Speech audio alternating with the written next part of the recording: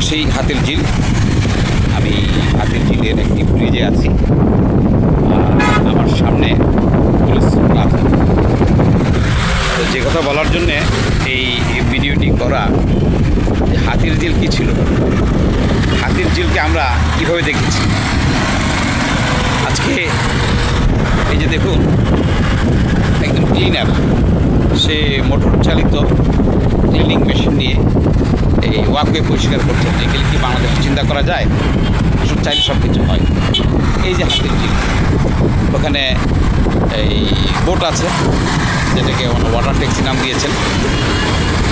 এই বোট থাকার কারণে এই সংক্ষেপে ওনারা মানে সাধারণ দর্শনার্থী কিংবা এই পথচারী যারা আছেন তাদের পথকে সংক্ষিপ্ত করার জন্য বা একটু কমফোর্ট করার জন্য এই ওয়াটার ট্যাক্সির সাহায্য নিতে পারেন। আবার যারা এই লেকের বিনোদন নেবেন তারাও আসতে পারেন। আবার যারা হাইওয়ের পাশে থেকে এইভাবে এই সময় কাটাতে চান সেই সুযোগও আছে। আবার এই হাতির ঝিলকে কেন্দ্র করে এখানে বেশ কয়েকটি এই সুপার মার্কেট হয়েছে, এর মধ্যে অন্যতম পুলিশ প্লাজা।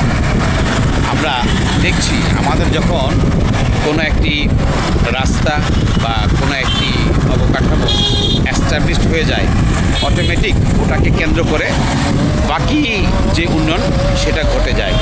এটার জন্য কোনো ইনভেস্ট করতে হয় না গভর্নমেন্টকে, ওটা জনগণ নিজেদেরই করে থাকে। তো যাই হোক, অযত্ন অবহেলার সেই ঝিল এখন মানুষের এই প্রাণের স্পন্দন দিয়েছে, মানুষের এই কি বলে মনের যেই তৃষ্ণা সেটা মেটাচ্ছে। এবং সবাই এখানে হাঁটতে আসছে, সকালে এবং বিকেলে সবাই যারা স্বাস্থ্য সচেতন তারা হাঁটতে আসছে।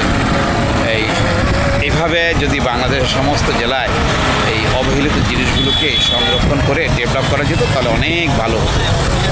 বাংলাদেশের শুভকামনা করছি।